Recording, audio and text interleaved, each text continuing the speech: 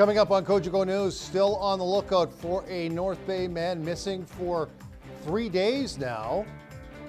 It's hot for way more than 3 days, and who knows when it's all going to end. And it's time again for the Entertainment Insider.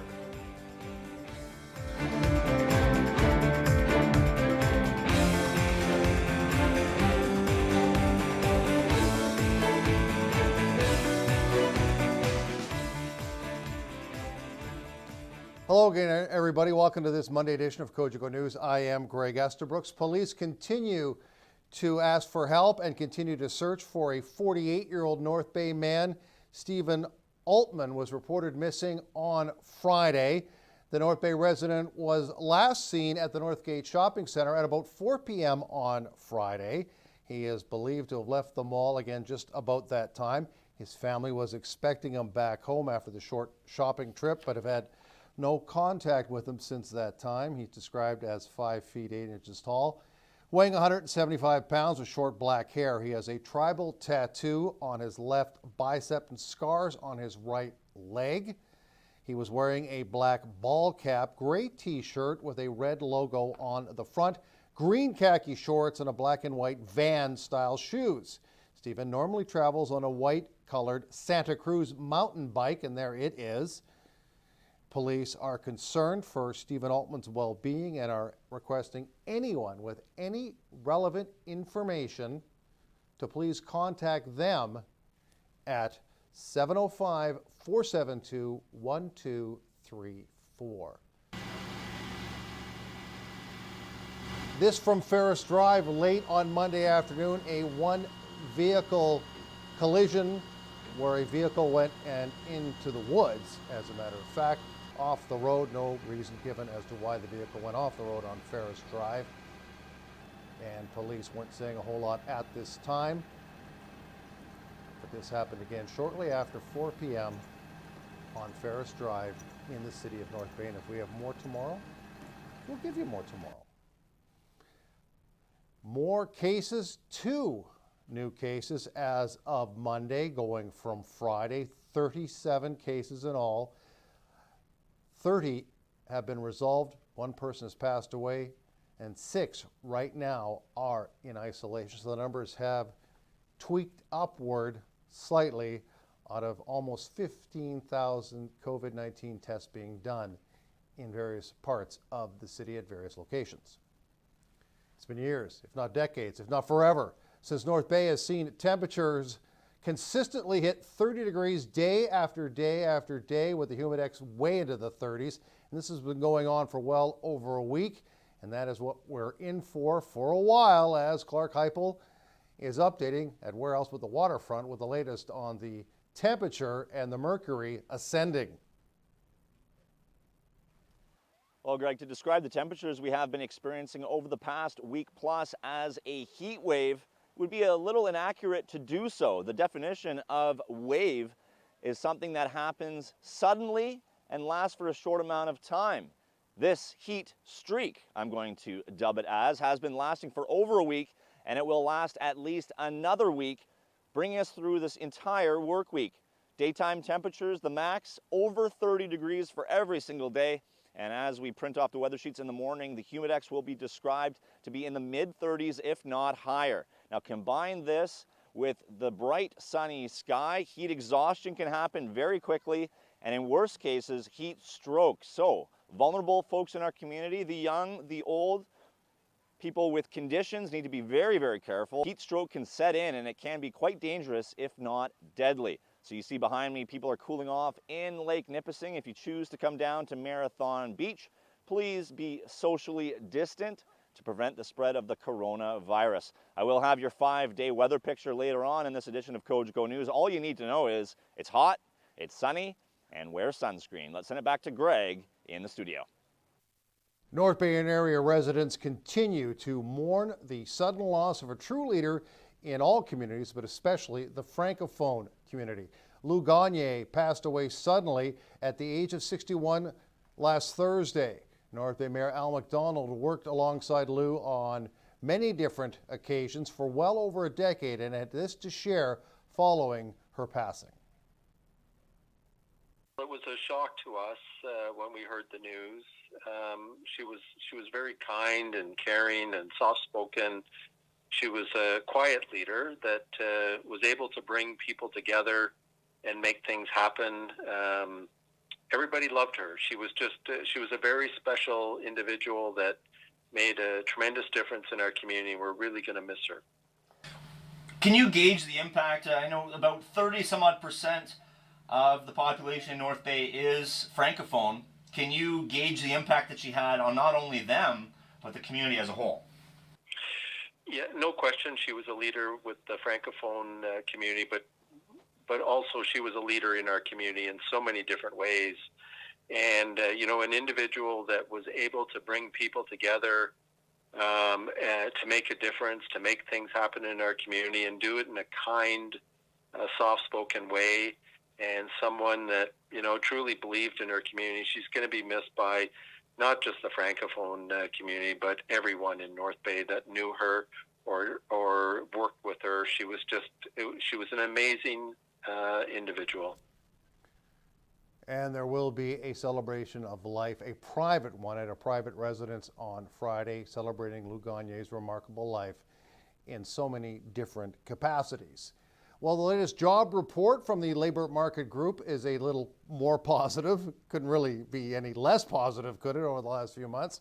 But is that simply because people have been returning to their old jobs, or are there actually new jobs being created?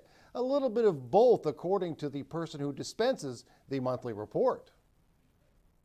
People are starting to get back to work for a variety of different reasons. Businesses are starting to open up, which is great economic relief on a variety of levels, for sure. What can you say about the numbers for that? From the previous month, our numbers have increased almost 100 new jobs over the month, which is a great sign of economic improvement. Things are improving, people are hiring, people are getting back to work, employers are looking at reopening. It's positive all the way around. Any new jobs being created, or are these simply people going back to work and reclaiming old jobs? I think it's a bit of a mix.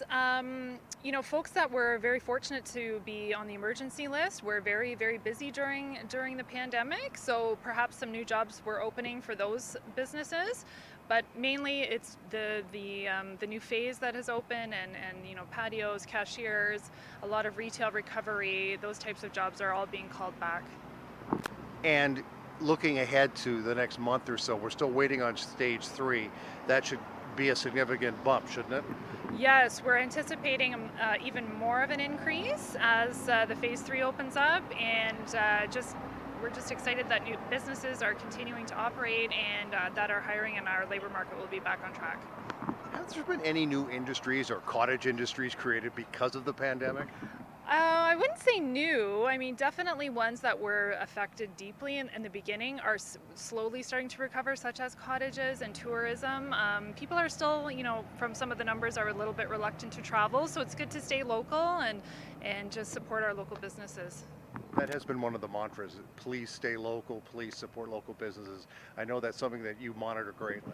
Yes, it is. And we work with a lot of our community partners and our employment agencies just to make sure that all of our businesses are still able to keep their doors open and welcome the services. Just glad that we were able to, still bring forward information, relative information to inform local planning on a variety of different levels and just help out all of our community stakeholders where they were looking for numbers and a leadership from our organization. So we're just glad that we're able to do that on a local level. North Bay Pride says outreach is one of the keys to creating a better community. Supporting and collaborating with other community organizations is what has created success for North Bay Pride.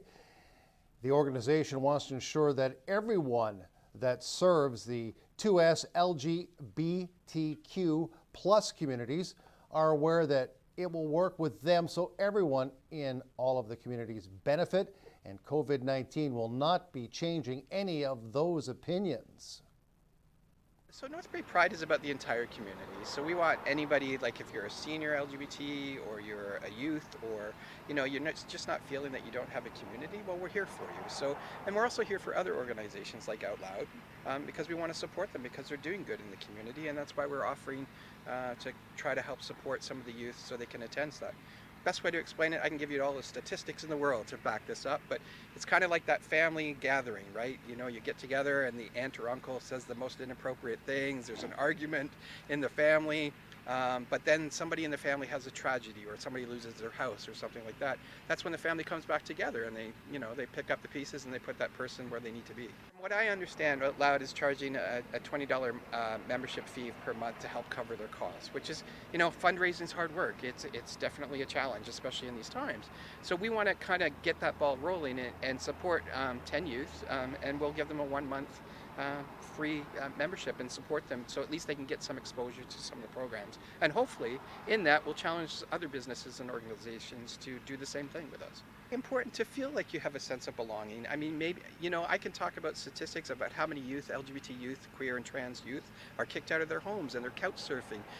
Homelessness doesn't represent actually youth in this situation because they're couch surfing, so they technically don't fit in any category.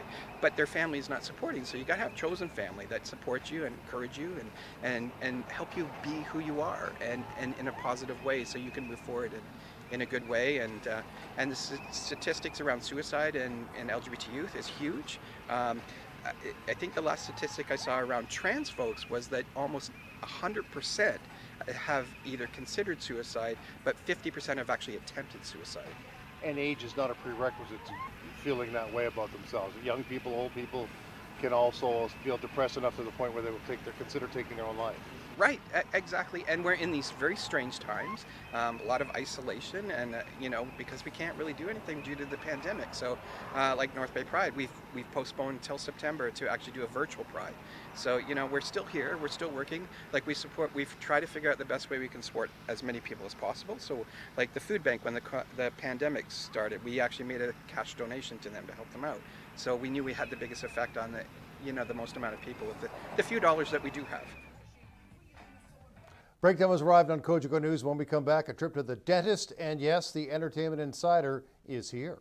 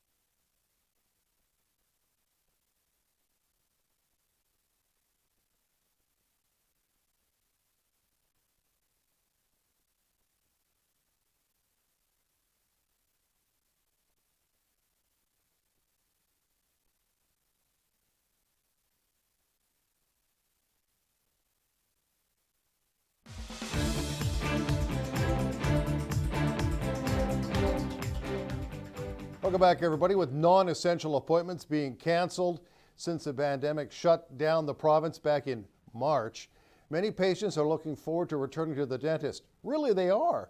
But what are the new protocols that patients will be expected to follow? Nikki Wesley reports. Dentists have reopened for regular patients. Dr. Hiba Eldasuki explains what you can expect upon your first visit. So we have increased all our sanitization processes because we want to make sure that the staff and the patients are both safe. Once you walk in, you find a set of instructions by the door. You'll find a sanitizer for your hands by the door. You walk in with your mask, and then you come to the front desk where you'll find a plexiglass sheet, and you have to talk to the front desk personnel behind the plexiglass. If you walk in without a mask, we provide one for you. We do screen the patients once they come in as well. So now we take the temperature, we assess if they have any signs of COVID before they come in and during the appointment, on the appointment day, and we make sure all that is in place and it's signed and documented. We disinfect all the waiting area, all the chairs, and we make sure we have a spacious waiting area so that we don't have overlapping patients. And the front desk staff will guide you to where to sit, depending on where they have disinfected the specific seat for you.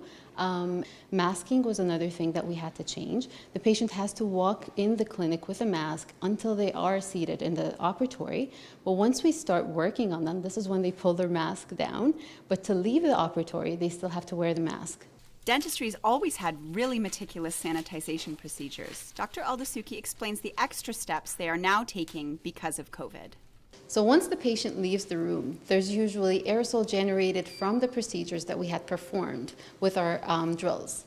So we let that aerosol settle down for 15 minutes before we touch the room.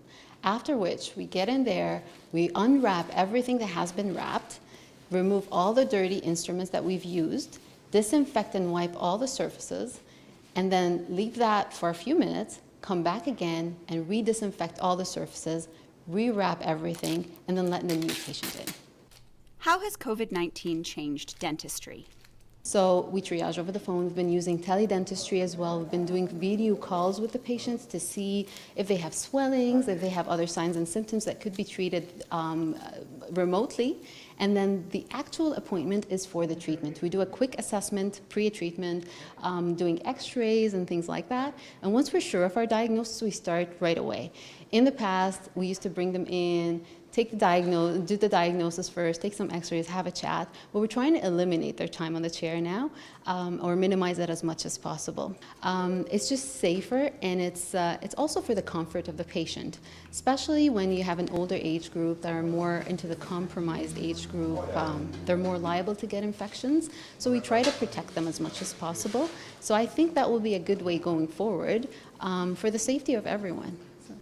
Now that clinics are reopened, what have patients' reactions been? It's been very positive. They're very confident coming in. They understand that the processes in place really work, because after we see the patients, we do follow up 2 weeks later to make sure that nothing has been transmitted, no signs and symptoms were detected. So we know that our processes have worked.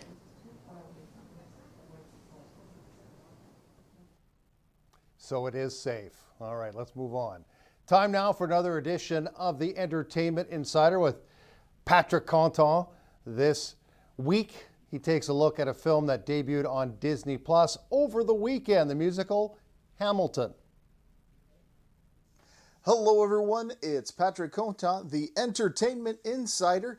Today I am looking at the filmed stage adaptation of Hamilton, which debuted this past weekend on Disney Plus. Now, I'm a fan of Hamilton before I've even seen the play.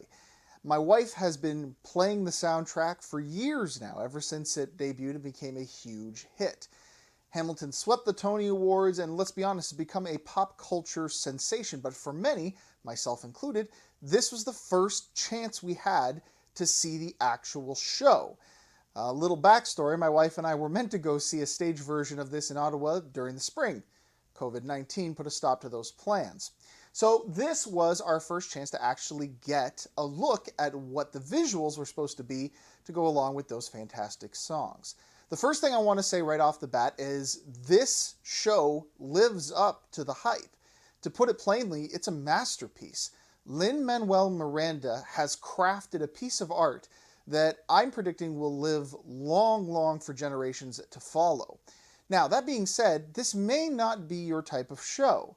Obviously, the themes deal with history, politics, and it's stylized to match a hip-hop kind of theme. If those don't appeal to you, this may not be your kind of fare. But if you even have a slight interest in any of these topics, or if the theme is something easily you can look past, this one is 100% on my recommendations list this year. The music is absolutely incredible. As I said, I was addicted to this soundtrack before the show even premiered. The choreography is excellent. Honestly, if there's one thing that I could pinpoint here as a must-see, it's the performance of Lin-Manuel Miranda. This guy is a phenomenal actor, and I'm really not surprised at all that Disney swept him up very quickly and got him a contract deal with them, because he has all the makings of an incredible performer. And it's really on full display here, especially in the later half of the show, which obviously I won't spoil here. For those of you that don't know the story of Hamilton, it's about Alexander Hamilton, one of the founding fathers of the United States. And basically it's his life story told through the prism of hip-hop and musical choreography. Breakdown has arrived here on the newscast. We'll go street hunting and weather hunting with Clark right after this.